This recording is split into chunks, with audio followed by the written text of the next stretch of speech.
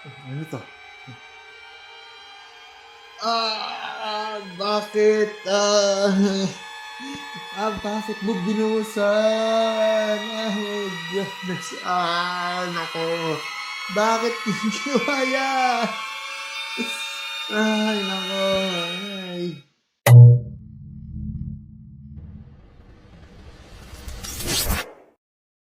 Hello mga stories, welcome back sa random reaction video na dito sa ating channel mga stories.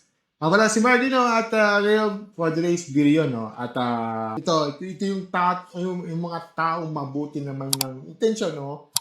Pero dahil kulang sa kaalaman, mas nakakasama pa kaysa nakakatulong. So mga stories, so pag-uusapan natin ito yung medyo illogic na tayo dito. No? At yung iba kasi hindi nakakaintindi, kahit sa mga comment section yung pinapaliwanag, kahit sabi na ipaliwanag natin, hindi sila nakakaintindi. Parang ang dating, ano yung pinagsasabi mo? Puro to, ganito, ganyan, na ano, yung iba sa sinasabi dito, yan, kakanood ng Disney, ganyan, ano. May nagsasabi na, ano, I don't get though, ano, because the scene organization professional when do this, but actual go for it, parang ginagawa. Parang, ano ba? O kaya, ano ba? OA ka ba? O ano? Kala ko sa Pilipinas, mumurahin ko sana ganito. No? Ba naman, ang the best ang tulong ay pagtulong natin sa sarili natin, di ba? Iba naman, what is even good incompetence? Di ba? Yan yung karamihan na nagtanong sa nakakarami, especially sa mga netizens. Yan mga stories, so panoorin natin yung video, no? Para magiging, maalam niyo yung context. So, ako din sa video, no? Itong video na to, na talagang, panoorin natin yung video. Ito, galing ito kay Pinoy Extreme. Pero, hinanap ko yung base of it sa video niya, ano. So, kung napapansin nyo, bakit niya binukos yung mga baby turtles sa mismong dagat. Okay? So, may pinaliwanag dyan eh. Kaya napansin ko yung mga comment section, hindi sila nagigets yung sinasabi niya, yung point. Ngayon, ako isasala ko dito. No? Nag-research ako yung pinaka-original nito. Ito yung galing to sa Learn Something New. So, babasahin natin ito. Ito yung galing sa Instagram, sa IG ito eh. So, ilalagay ko na yung source niya, ilalagay ko sa description.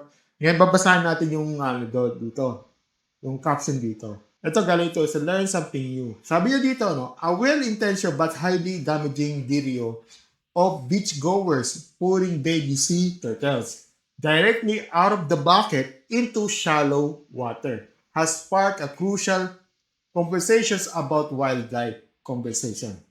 Caption as giving the hatchlings a hard start. The viral clip has drawn heavy criticism from experts from labeled the action as those of incompetent good people. Individuals who is misinformed desire to help actually inflicts severe harm on the animals from a biological and environmental standpoint. Bypassing the natural crawl from the nest to the ocean disrupts critical development processes. Ito yung physical conditioning. The strenuous crawl down the beach acts as a viral workout that strengthens the hatchlings. Leapers preparing them for the intense swimming required to survive. Oceans, currents, and predators. At saka in geomagnetic imprinting. As the turtles walk across the sand, they absorb the unique magnetic and environmental signatures of that specific beach. This is imprinting acts as a neutral GPS, allowing females to navigate back to the exact same location decades later to lay their own eggs. So, yun yung yan yung nakasulat dito. No? So, ito galing ito, ito yung original is Modo Casino. Okay. Ngayon mga stories, no, explain natin, no, ang explain natin, no? So, base sa video kasi, nakikita natin na isang babae, may mga baby, no? Baby turtle sa timba, yung mga baby pawikan sa timba. Tapos, diniretso sa pinakawal na tubig, pinakawal sa tubig, no? Sa ibang tao, para yung hero movie, parang hero movie to. Parang, ay, buti naman, hindi na sila mahirapan maglakad sa buhangin. Pero dyan nagsisimula ang problema. Mga stories, ito yung aking explanation. Ano ba talaga ang gusto i-convey itong video na to? Okay. So, kaya napapasan nyo yung video ni Pinoy Extreme. And ang dami na guluhan, ang dami na, ano ba, ganito, kaka-Disney mo na, kaka-Netflix mo na, ganito, ganyan. Ito ang, isasalang ko ito. Sa punto ng video, hindi lang tungkol sa pagpapakawala ng mga pagong, no? Hindi lang yun tungkol sa pagpapakawala ng pagong dito. May mas malalim dyan ng mensahe yan. Itong tunay na sinasabi dito sa atin ay ito. Hindi sapat ang mabuting intensyon kung wala ka naman sapat na kaalaman. Diba? Well, dahil dito, hindi lahat ng nakakaantig ng damdamin ay tama.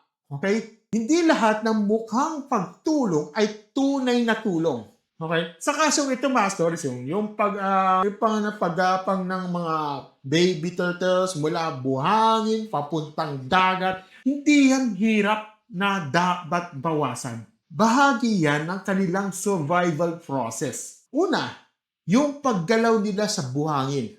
Parang parang unang exercise nila yan. Exercise nila yan. Diyan lumalakas ang mga palikpik nila para mas matinding paglangoy sa dagat. Alam mo yun, di ba? Pangalawa, yung mga pagtawid nila sa beach, malagay yan sa geomagnetic imprinting. Mas simpleng paliwanag dito. Diyan nila mararamdaman at naaalala kung nakatanging signal na lugar. Yan ang tutulong sa kanila para makabalik sa parehong beach na to, yung nasabing beach na yan, balang araw kapag nangingitlog na sila. Di ba? Kaya kapag binuhat mo sila, ilalagay mo ilalagay yung mga baby turtles sa timba, tapos diretso mo nila pag sa tubig dahil nakakauwa sila sa tingnan. Well, ang totoo dyan, inalisan mo sila ng isang critical na bahagi na kanilang natural development. At dyan pumapasok yung mas malawak na usapin dito. Maraming taong gustong tumulong pero ayaw munang mag-aral. Gusto agad kumilos dahil masarap sa pakiramdam ang magbukang mabait. Nagmukhang concerned, nagmukhang may ginawa. Pero ang tanong ko dito, yung ginawa mo ba talagang may naitulong o binigyan mo lang ang sarili mo ng feel-good moment habang may nasasaktan o napapahamak ng iba? Ito yung masakit pero totoo. Okay? May mga taong mabuti naman. Pero dahil hindi nag-iisip ng mas malalim, nagiging mapanganib sila. Hindi dahil masama sila, kundi dahil hindi sila in-inform. At kapag pinangunahan ka na ng emosyon, ng walang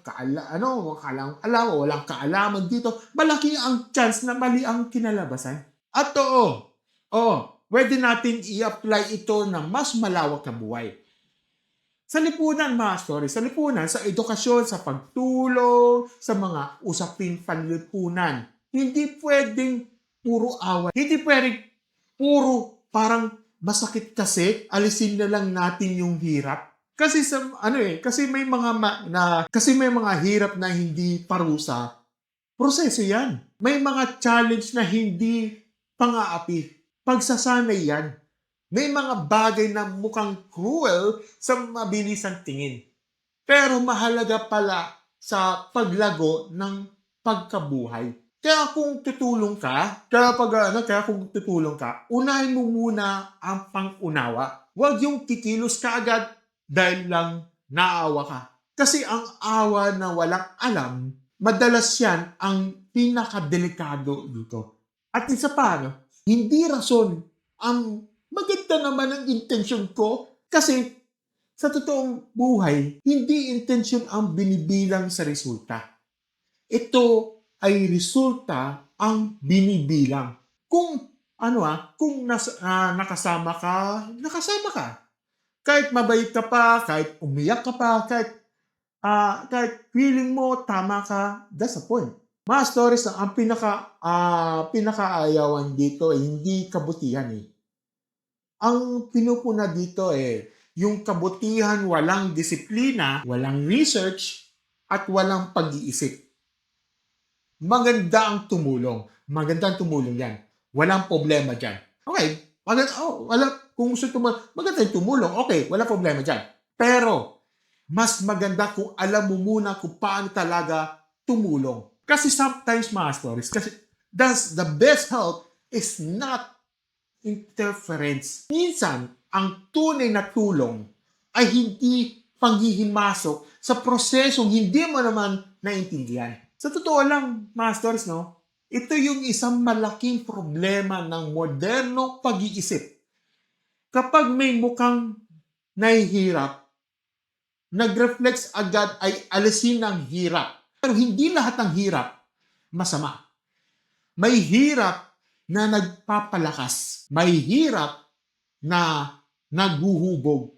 May hirap na kailangan daanan. Kaya next time, mga stars, pag may nakikita tayong ganitong sitwasyon, huwag agad magmamarunong o huwag agad maging mamaru. Huwag agad magsabi ng tulungan natin kung hindi mo alam ang science, ang context, at ang consequences. Dahil sa uli, hindi sukatan ang talino, ang lakas ng awa, at hindi sukatan ng katwiran sa sarap sa pakiramdam. Kaya mga stories, ano sa tingin nyo dito? Sa panahon ngayon, mas marami ba talagang nagpapakitang tumutulong kaysa sa mga taong talagang may alam kung paano tumulong? Ito naman, sa tingin nyo ba dapat gumuhit ang linya sa pagitan ng mabuting intensyon at responsibleng action? Comment down below at pagbasahin natin yan. Kung gusto nyo mga ganitong opinionated, logical, frank, stay to the point commentary videos, don't forget to like, share, subscribe sa ating channel, and click the notification button sa baba. And be part ng Castores membership plan for as low as 39 pesos a month. Early videos fresh from the rendering video. Mayroon ding 159 a month at 399 pesos a month. Ito yung mga exclusive videos para sa mga Castores membership po. As always, mga Castores, thank you and have a good day. Bye!